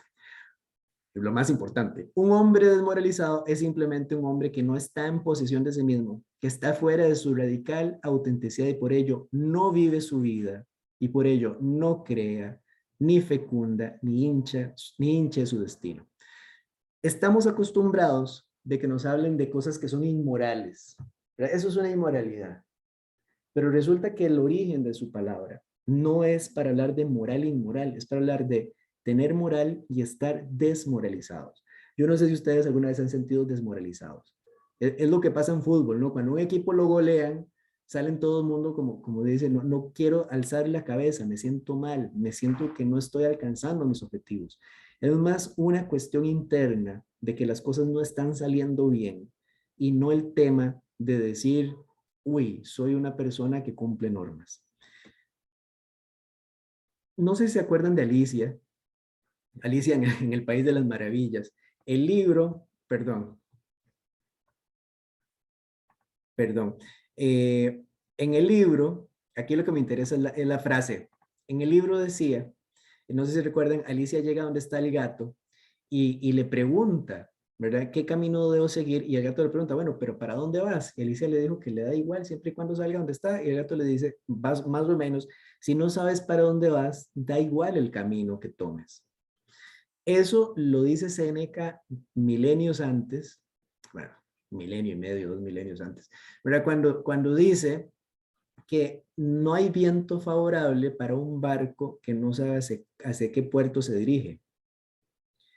La vida del ser humano hoy en día resulta que muchas veces no tiene sentido, o por lo menos no sabemos cuál es el sentido de nuestra vida. Y ahí es donde nos sentimos desmoralizados. Porque para tener moral, como nos decía Ortega Gasset, uno ocupa saber cuál es su proyecto de vida y qué es lo que pretende lograr con ella. O sea, no es que te respondan así, se abre el cielo y te diga, tu vida sirve para... No, usted como ser humano tiene que definir una misión, un proyecto a nivel personal, familiar, laboral, de lo que quiere hacer con su vida. Y cuando usted se define como ser humano, usted puede definir qué es lo mejor que puede llegar a hacer con ese proyecto. Y ahí es donde aparece el tema de la moralidad. Ejemplo, y los que estuvieron conmigo hace 2 semanas recordarán, digo, yo soy papá, ¿verdad? Yo tengo 2 hijas, ¿no? Yo creo que una sonó por ahí hace un ratico. Bueno, parte de mi proyecto de vida es ser un buen padre. ¿Cómo hago para hacerlo bueno? Tener moral implica tener claro cuál es mi proyecto como padre y enfocarme en cumplirlo.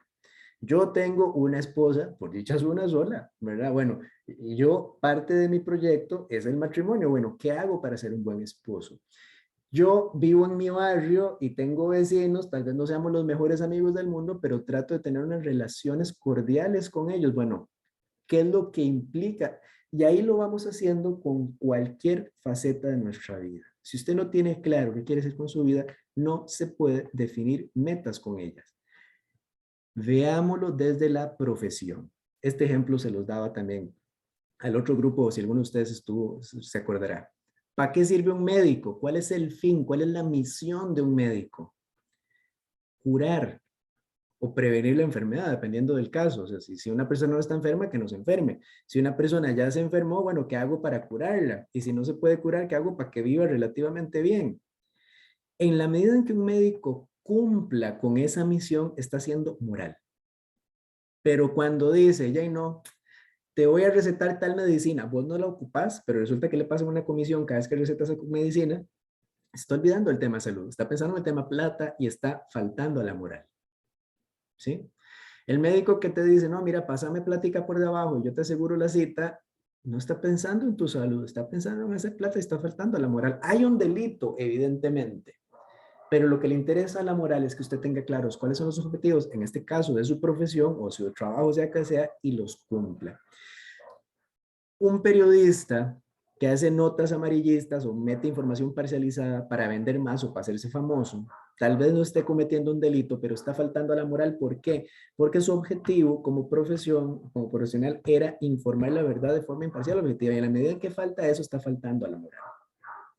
Básicamente, estamos desmoralizados en nuestras profesiones, en nuestra vida y en nuestro país porque no tenemos un norte claro, ¿sí?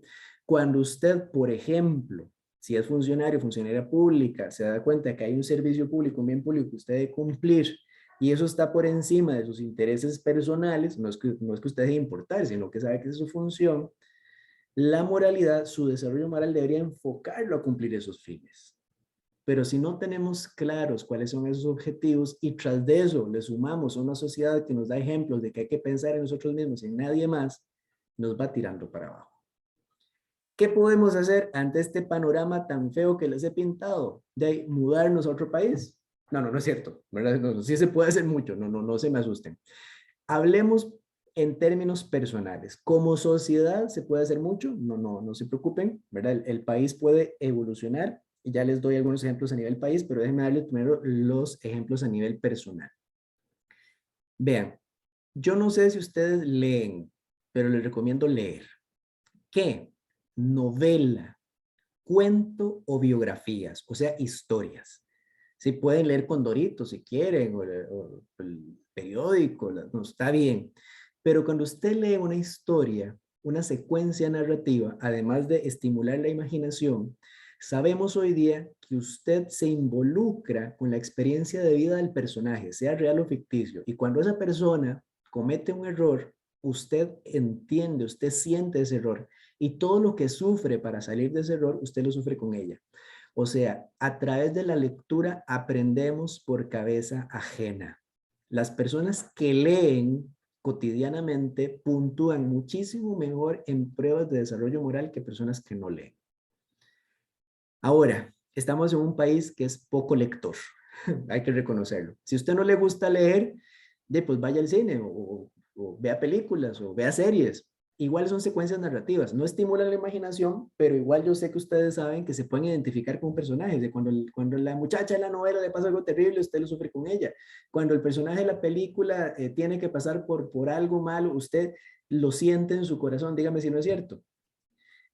Y los errores que comete esa persona, usted dice, ay, qué torta.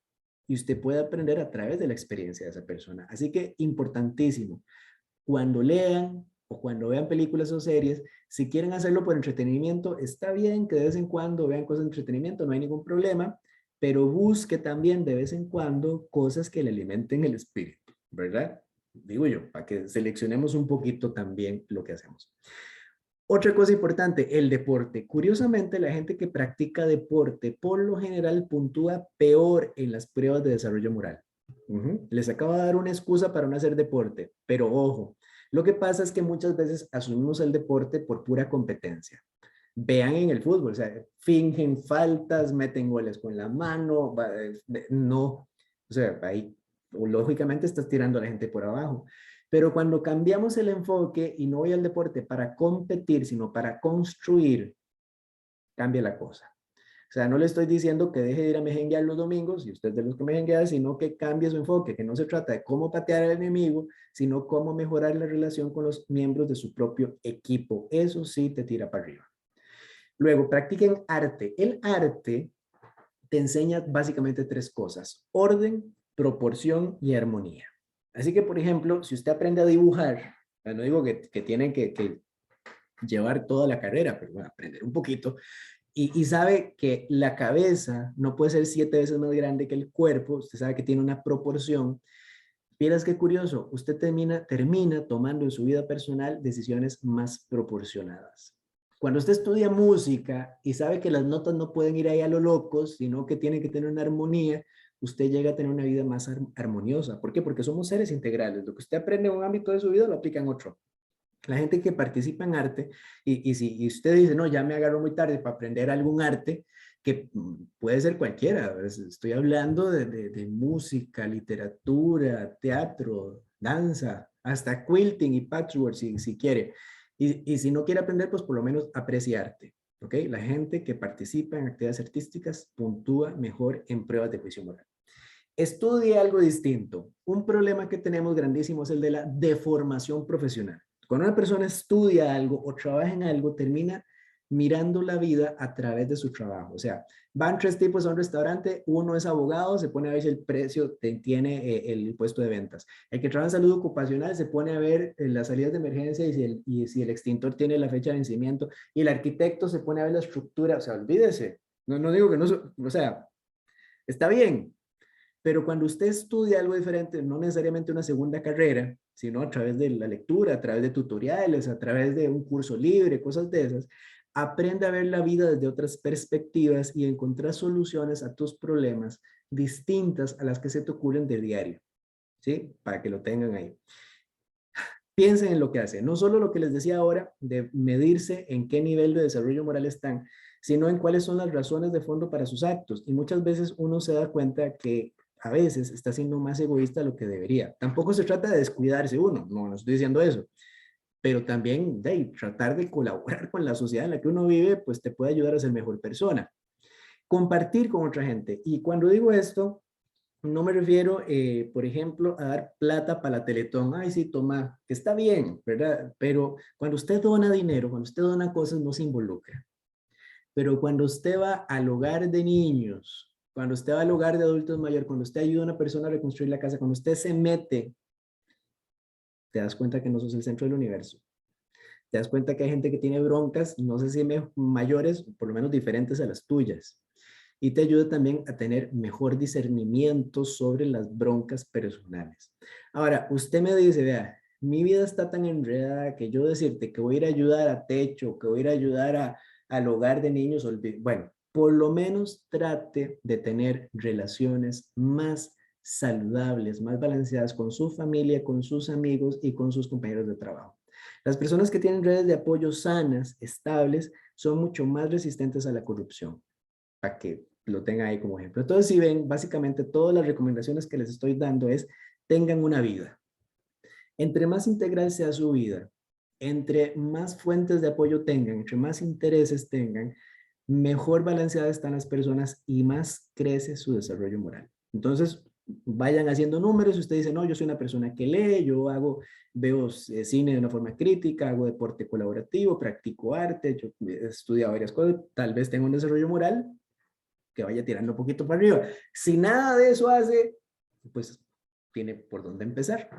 Ahora, les decía, lo último, antes de abrir el espacio a las preguntas, es para tener un poquito de esperanza en el país, es que hay cosas que se pueden hacer a nivel social y hemos dado algunos pasos. Voy a dar 2 ejemplos. El primero es el del fumado. Ustedes recordarán que la campaña contra el fumado empezó en los años 60, entonces no fue ayer. Cuando aprobaron la ley que prohíbe fumar, en términos generales, no es que la gente dejó fumar de un día para otro, se generalizó la conducta básicamente porque nos vienen enseñando desde hace muchísimos años que eso te causa daño. Y aún tenemos gente que fuma, pero ya no la mayoría. Si ya la sociedad muestra un comportamiento distinto. El otro ejemplo es el del reciclaje. Dígame si no es cierto, los que nos enseñan a separar residuos, a separar cosas de reciclaje, a llevar a compostar, son los más jóvenes. ¿Por qué? Porque crecieron en una sociedad donde se les dijo que esto era importante.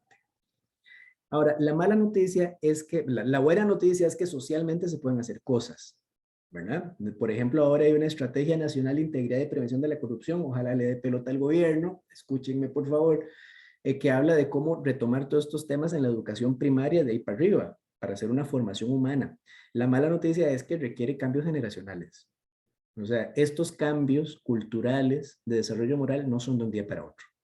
Ocupamos una inversión constante y no esperar resultados en el corto plazo. Pero bueno, como les digo, hay mucho que se puede hacer. El país está haciendo algunas cosas, podría hacer muchísimo más, eso estamos claros, pero por lo menos a nivel personal, en su metro cuadrado, aquí yo les tiré algunas recomendaciones de cosas que puede hacer usted para mejorar a nivel personal y procurar un mejor desarrollo moral y tratar de andar menos desmoralizados. Hasta ahí llego con la parte expositiva. Aquí les dejo una frase bella de James Rachels que decía que la moral es, como mínimo, el esfuerzo de guiar nuestra conducta por razones. Esto es hacer aquello para lo que hay mejores razones. Al tiempo que damos igual peso a los intereses de cada persona que será afectada por lo que hagamos. ¿Qué nos dice? Recordarnos no solo nuestro propio beneficio, sino cómo nuestras decisiones pueden afectar a los demás y a las demás.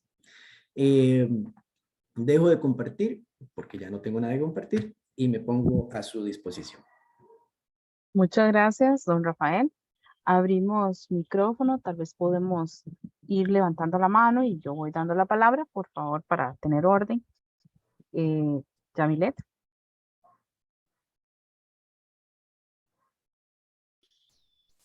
Gracias, muy agradecida, don Rafael, y bueno, y al FICAR por esas oportunidades de esa charla.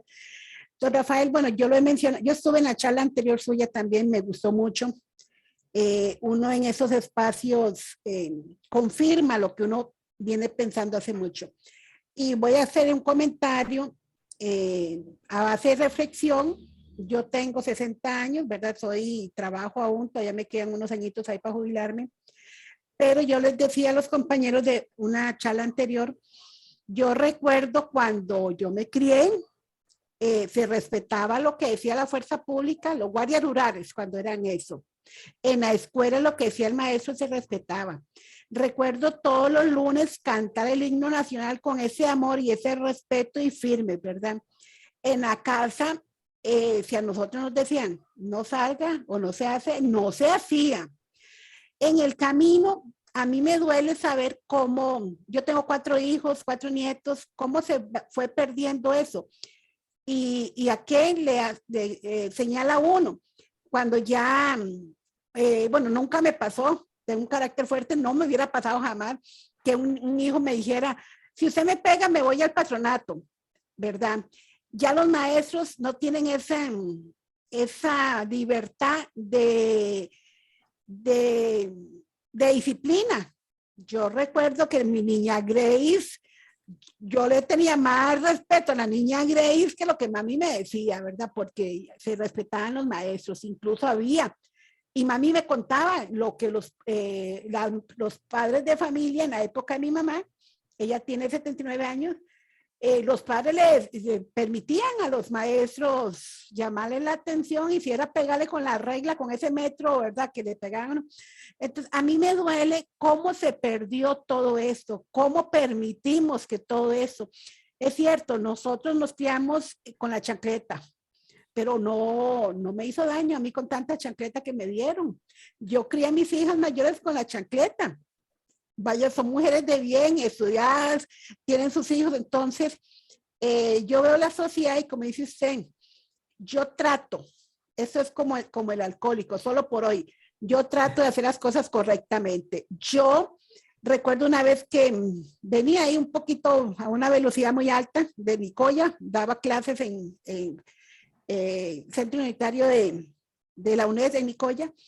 Yo venía a las 5 de la tarde cansada y venía con una velocidad y me para el tráfico y tenía que pararme. Entonces me dice mi hijo tenía como 14 años y la otra niña pequeña me dice, mami, ya me enseñan, ¿verdad? La velocidad. Me dice, ofrézcale algo al tráfico cuando él se llevó la cédula. Le digo, no, yo no voy a hacer, es uno de mis principios a un tráfico, yo nunca le voy a ofrecer, nunca.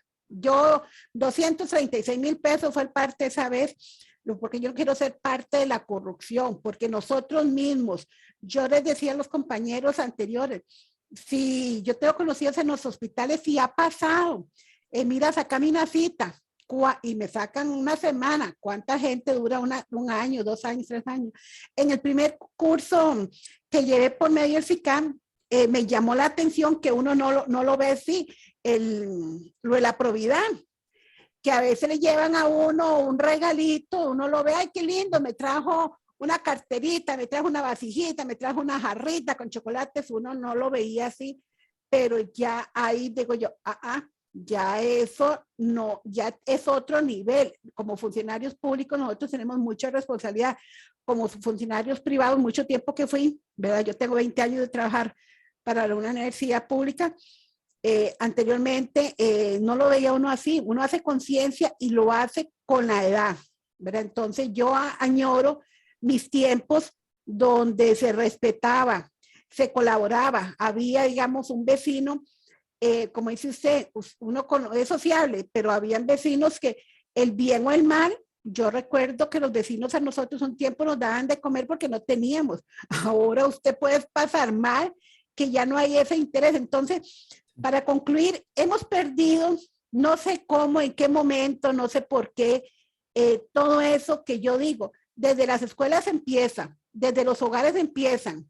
Yo con mi nieto soy, y yo les voy diciendo cosas que a ellos les extraña porque la abuela les habla de esa manera así, pero inculcando, pero desde las escuelas yo creo que deberíamos de tener un plan educativo donde rescatemos todo eso. Nada más era mi comentario, muy agradecida a don Rafael por sus palabras, por la manera de que nos presenta, es como más entendido para uno. Igual agradecerle al CICAC todas estas proyecciones, todas estas charlas que nos ha dado. Y bueno, nada más lo que quería aportar. Gracias. Muchísimas gracias, doña Yamile. La esperaba yo aquí porque usted me dijo que iba a estar. No, y le agradezco, más bien. Y me encanta que estos espacios se aprovechen, así debe ser. No voy a defender la chancleta, aunque yo también recibí chancleta y hebilla de la faja y ni le cuento, ¿verdad? Pero no la voy a defender como un método. Lo que sí estoy muy de acuerdo es el tema, y lo decía un amigo, un filósofo, lo que nos falta en nuestra sociedad actual son certezas. O sea, hay tanta incertidumbre, todo es tan relativo que de pronto nos falta esa certeza que teníamos algo antes, esa guía, esa orientación. Pero no decir que una sociedad es peor que la otra, ambas tienen sus ventajas y desventajas, pero el tema de no incluir chancleta no implica que no podamos marcar un norte, ¿verdad? Que no podamos enseñar a las personas a convivir. Y yo lo decía, el tema educativo no es cuento. En la medida en que los hogares y las escuelas, porque es un trabajo de toda la vida, ¿verdad? No podemos delegarlo en las escuelas, no podemos delegarlo en los padres, en la medida en que en los diferentes ámbitos tengamos reglas claras, hasta de urbanidad que llaman, de cómo tratar a las demás personas, pues vamos construyendo una sociedad distinta. Y por eso estoy de acuerdo con usted, es un cambio que tiene que ser desde el sistema educativo, ¿verdad? Y que va a tomar años, digamos, retomar lo que hemos perdido, pero el hecho de que dure muchos años, lo que quiere decir es que empezar ya, ¿verdad? Entre más duremos, pues más tiempo vamos a tardar. Ahí vamos, en camino. Gracias, doña Gracias. Yamile. Doña Jessica. Y buenas noches, muchísimas gracias. Bueno, la charla me encantó, la verdad es que hay que hacer una reflexión seria, ¿verdad? Individual. Igual como usted lo dijo, uno cree que está en los picos más altos, pero donde ya puso como ejemplos del número uno, pues me cuestiono realmente por dónde voy, pero bueno, con muchas ganas de cambiar muchas cosas. Sin embargo, digamos que lo que me preocupa a mí, bueno, yo soy funcionario público, trabajé muchísimos años en el sector privado y tengo solamente 6 años de trabajar en la función pública en una universidad. Y estos temas, wow, son tan importantes. Uno ve las instituciones donde hay un código de ética, pero un código de ética que ya hay, nada más, ahí quedó, nada pasa, nada, no hay discusión, no hay charlas. Bueno, yo incluso he propuesto a nivel del departamento en el que yo trabajo, ¿verdad? Que debiéramos tener conversatorios de algunos temas. Esto es tan profundo, se le puede sacar tanto y pues no, ahí está la propuesta, o sea, no pasa, no hay tiempo como para eso, ¿verdad? Y donde nosotros vemos que la construcción de este desarrollo moral, lo vemos aquí, es individual, entonces uno dice, pucha, ¿y cómo hacemos a nivel de las instituciones? Algo se puede hacer, sí, desde abajo, los niños, la familia, todo, pero hay que hacer algo en las instituciones, ¿verdad? Y definitivamente, como son temas que tal vez no es tan medible o perceptible el avance que se pueda tener, ¿verdad? No, igual no es tan inmediato como decías, porque realmente estos temas son yo digo que son de resistencia, no son de velocidad, o sea, son de siempre, de paciencia, tiempo, perseverancia, valores que se han perdido porque ahora todo es a la inmediatez, ¿verdad? Entonces, yo lo que me quedo sí, me quedo con un ejercicio personal, pero me quedo como con ganas de que qué hacemos en las instituciones, ¿verdad? Como qué más propongo, yo no sé, digamos, a nivel de la institución en la que usted está, es Universidad de Costa Rica, entiendo, ¿verdad? Yo, bueno, llegué un poquito tarde, venía en el carro y no escuché un poco la presentación al inicio, pero yo no sé si en otras instituciones si hay espacios, si hay diálogos, si hay, porque en la mía no. Y yo quisiera ver cómo construir, ¿verdad? Esos espacios de diálogo y porque aquí es donde uno se da cuenta realmente cómo está. Precisamente cuando comparte con otros, donde ve ejemplos, donde vos haces tal cosa, no, yo hago tal, o sea, ahí es donde realmente empezamos a ver, no quisiera que por ver, normalizar, ¿verdad? Que resulta que todo el mundo lo hace, no jamás, pero en conversatorios serios se pueden plantear, ¿verdad? Cosas que puedan ayudar a las instituciones, no nos podemos estar esperando a que venga una generación nueva, aunque hay que irla construyendo, claro que sí, pero hay que hacer algo ya. Sí. Me quedo con esto. Jessica, muchísimas gracias. Completamente de acuerdo. Voy a empezar tal vez diciendo algo que va a sonar raro, pero después me corrijo. Un código de ética no sirve para nada. O sea, un código de ética solo no sirve para nada, sobre todo si está mal hecho. Mira, porque muchas veces es como decir, ya tengo el plano de la casa y entonces lo guardo. Y perdón, pero el plano no sirve de nada si no construir la casa, pero hay que empezar antes. Usted tiene que conocer cuál es el terreno, cuál es la naturaleza. De pronto construye una casa donde los cimientos están mal. Hay algo que se llama gestión ética. Jessica, déjame contarte, en eso trabajo yo y trabajo con el Sistema Nacional de Ética y Valores. ¿Por qué? Porque resulta que todas las instituciones públicas deberían tener un plan a largo plazo de cómo manejar estos temas, que implica desde diagnósticos, o sea, yo construyo un código de ética a partir de un diagnóstico de la realidad de la institución, que no son códigos de ética sancionatorios, porque eso es un error. Construyen un reglamento y le ponen código de ética, ¿verdad? No, un código de ética es básicamente un plano, ¿verdad? Bueno, este es el ideal que queremos alcanzar en la institución y a partir de ahí se genera una política, un plan de acción que incluye medidas de capacitación, campañas de comunicación, que incluye políticas de recursos humanos, o sea, todo eso ya existe. Que no lo apliquen las instituciones es otra historia. Te cuento, la OCDE, que Costa Rica se unió hace poco, hizo el primer informe de integridad pública para Costa Rica. Revisó este modelo de gestión ética que estoy diciendo que es país y lo puso como un modelo a seguir para toda la OCDE. Digo, este modelo es buenísimo. El problema es que en el mismo país no le hacen caso. O sea, las herramientas ya existen, pero el problema es que no las implementamos. Yo trabajo, bueno, la verdad es que trabajo para todo el mundo al final de cuentas, pero me paga el Poder Judicial. Y el Poder Judicial no es la institución, digamos, libre de corrupción, no lo es, ¿verdad? Pero sí hay muchos ámbitos donde estamos trabajando. Entonces, estas pruebas de desarrollo moral que te cuento, yo las aplico en las capacitaciones. Antes de capacitar a la gente, después de un proceso de capacitación, que eso no es una charlita, sino que estamos hablando de procesos a largo plazo, y vuelvo a medir a la gente al final para ver si estoy logrando algún cambio. O sea, las herramientas están. Ahí el tema es que las instituciones se lo tomen en serio. No sé cuál universidad trabajas, por favor no me lo digas, ¿verdad? Pero está la invitación siempre abierta para conocer un poquito más de estos procesos e invertir. El mayor problema que tenemos para invertir en ética es que estamos acostumbrados a los resultados inmediatos. Así que te piden, no, dígame que esto funcionó para algo. Y cuando le decís, no, deme tiempo, te quitan el presupuesto. Pero bueno, estamos trabajando en eso. Con la Contraloría estoy montando ahora las nuevas metodologías para auditorías de la ética. Entonces, cuando la auditoría te dice qué están haciendo para promover la ética, entonces cambia la cosa. Así que hay acciones, pero te invito a conocer un poquito más sobre gestión ética, sobre el Sistema Nacional de Ética y Valores, y de pronto, si la UNO está, podría, perdón, beneficiarse de ese proceso. Excelente, muchísimas gracias por esta respuesta. Gracias. Gracias, doña Jessica. Don Fernando, tiene la palabra. Muy buenas noches. Primero que todo, un agradecimiento a don Rafael y al CICAP por abrir esos espacios. En mi caso, soy funcionario público y soy jefatura, y me generó una gran curiosidad el tema como tal.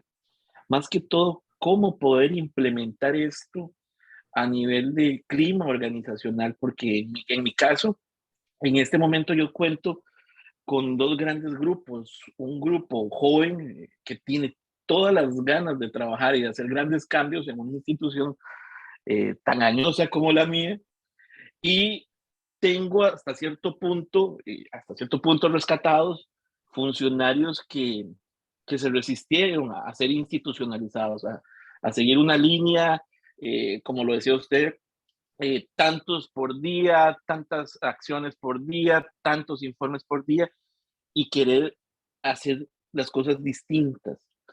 Pero siempre tengo muy claro, ya después de 12 años de trabajar, que el peso de la institución, gerencias más arriba que la mía, siempre generan un peso importante para tratar de que todo vaya alineado y que no siga cierto nivel de resistencia a la eficiencia y hacer las cosas distintas. Y algunas veces esto me puede afectar el clima organizacional. ¿Cómo yo puedo aplicar hasta cierto punto, de manera muy humilde, este conversatorio del día de hoy con mis funcionarios? Gracias.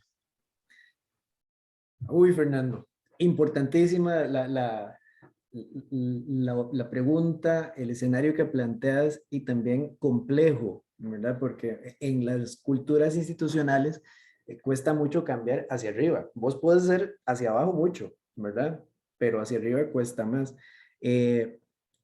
Una queja constante, por ejemplo, cuando damos charlas o conversatorios o lo que sea de ética, siempre dice la gente, aquí deberían estar los jefes.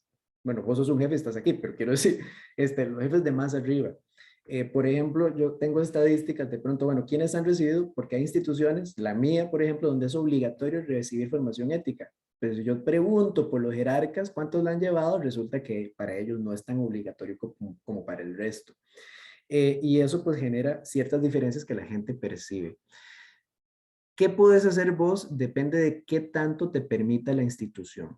En el tema del liderazgo ético hay que primero reconocerse uno como jefe, cuáles son tus prioridades. Todos nos motivamos por tres cosas básicamente, por el logro, o sea, para alcanzar los objetivos institucionales o organizacionales. Dos, por el ambiente, que es lo que llaman afiliación, tener un buen ambiente laboral y demás. Y hay gente que se motiva sobre todo por poder, ¿verdad? Yo soy el más importante y demás. Básicamente lo que uno tiene que lograr en puestos de jefatura es controlar el poder, que no te controle a vos, que eso es muy problemático en muchísimos lugares. Y segundo, lograr un equilibrio entre el cumplimiento de las metas y mantener un ambiente laboral, ¿verdad? Porque si yo me enfoco en las metas, pasándole por encima a la gente, me van a odiar y van a irse y demás. Y si yo me concentro en la gente sin cumplir las metas, son los de arriba los que van a decir, ya, ¿qué pasó? No nos sacaste con la productividad, pero nos queremos mucho, ¿verdad? Pues sí, ahí tenemos un problema. Entonces hay que ver qué te deja hacer la institución. En la medida en que puedas formalmente establecer cosas como las que dije ahora, ¿verdad? Vamos a ver, es que hay mucho más. El espacio es corto. ¿Qué reconozco a nivel institucional? Muchas instituciones mandan el boletín de informativo, los correos. Jerarca se reúne con fulano de tal y en las fotos. ¿Cuál es el mensaje que le estás diciendo a la gente? Aquí lo importante es sobresalir. Vos no puedes cambiar eso, pero en tu oficina sí puedes decir, agradezco en la reunión de personal a fulano, a fulana, porque hizo tal cosa, porque ayudó al otro. En la medida en que vos le decís a la gente, lo importante es esto, empezás a generar cultura. No solo vos, ¿verdad? También busca aliados dentro de la misma oficina. Tu metro cuadrado lo que puedes, digamos, controlar de primera instancia. Al rato podemos hacer algo más. Pero en la medida en que la gente dice, lo que reconoce en mi oficina es hacer un buen trabajo, lo que reconoce en mi oficina es colaborar con nosotros y no tener reconocimientos, no ser importante, entonces empezás a generar una cultura distinta. Si pudieras invertir en espacios para construir equipo, genial. Cuesta mucho que las instituciones inviertan. Yo ahora te decía de arte, de lectura, o sea, muy difícil que te den un espacio para hacer un club de lectura, ¿verdad? Pero de pronto, tomar un breve espacio en las reuniones de personal, que ojalá las tengas, para que la gente pueda explorar cosas pequeñas de construcción personal, eso ayuda. Vos tenés que conocer a tu gente, no meterse en la vida personal de todo el mundo más allá de lo necesario, pero sí saber quiénes son, saber cuáles son sus necesidades, cuáles son sus puntos débiles. En la medida en que la gente se da cuenta que no te metes en su vida, digamos, por ser vino, sino porque les importas, eso genera lealtad, ¿verdad? Y una lealtad que impulsa agradecimiento, pase lo que pase arriba. ¿Ok? ¿Qué más te puedo decir? Es que hay tanto en el tema del liderazgo ético que podemos hablar. Algo que podemos hacer que suele ser muy útil, y ya se me fue, se me fue lo que iba a decir, es el tema de equilibrar las cargas. A veces uno tiene gente, ¿verdad?, que es más productiva que otra, ¿verdad? Pero en la medida en que yo hago que la gente vea que el esfuerzo de cada uno importa, eso va a generar también un sentimiento de gratificación hacia lo que hago. O sea, pongámoslo más práctico. Esto lo decía Yamilet, lo acordará en el curso pasado. No sé a qué se dedica tu institución, no es necesario que me lo digas, pero digamos que es una escuela, por decir algo, se dedica a la educación. Cada persona en cada puesto necesita saber cómo lo que ella hace aporta a ese proyecto educativo. O sea, vos ocupas que tu gente entienda, mire, estamos en una escuela y aquí educamos niños y eso es importantísimo. Si logras que la gente entienda que eso es importante, ganaste el primer punto. Después ocupas que la gente entienda cómo su puesto específico ayuda a esa misión institucional. O sea, por ejemplo, la maestra que sabe que ella es la que directamente les dice a los niños lo que tienen que aprender y demás. La señora del comedor sabe que a través de su trabajo los chiquitos están alimentados y tienen mayor capacidad de aprender. La persona que limpia sabe que mantiene un ambiente agradable y eso apoya a que la gente aprenda. La gente que atiende público, por ejemplo, muchas veces nos enfocamos a que tenga buena atención, buen servicio al cliente, que le enseñamos a sonreír, a no enojarse, pero ella tiene que saber por qué esa persona busca su servicio y cómo ese servicio está relacionado con el quehacer de la institución. O sea, buscar que el trabajo tenga sentido, genere identidad, genere pertenencia y ayuda al desarrollo moral. Hay otro montón de cosas, pero digamos que no es el tema. Espero que esto te haya ayudado un poquito, Fernando. Muchísimas gracias, Rafael. En serio me ayudaste. Un placer. Gracias, don Rafael. ¿Y alguna otra persona que ya estamos por terminar? No, no veo a nadie más. Entonces, don Rafael y compañeros, gracias por la asistencia. En nombre del CICAP de la Universidad de Costa Rica, muchas gracias, don Rafael, por su intervención muy atinada en este mes de los valores y en el sector público. Pues la verdad es que el CICAP ha puesto un granito de arena para poder complementar lo que hacen otras instituciones, que ya de por sí es bastante, pero nosotros desde la academia, pues apoyar en lo que nosotros podamos. Muchas gracias y buenas noches. La sesión se grabó, así que se puede ver posteriormente en el canal de YouTube del CICAP. Buenas noches. Buenas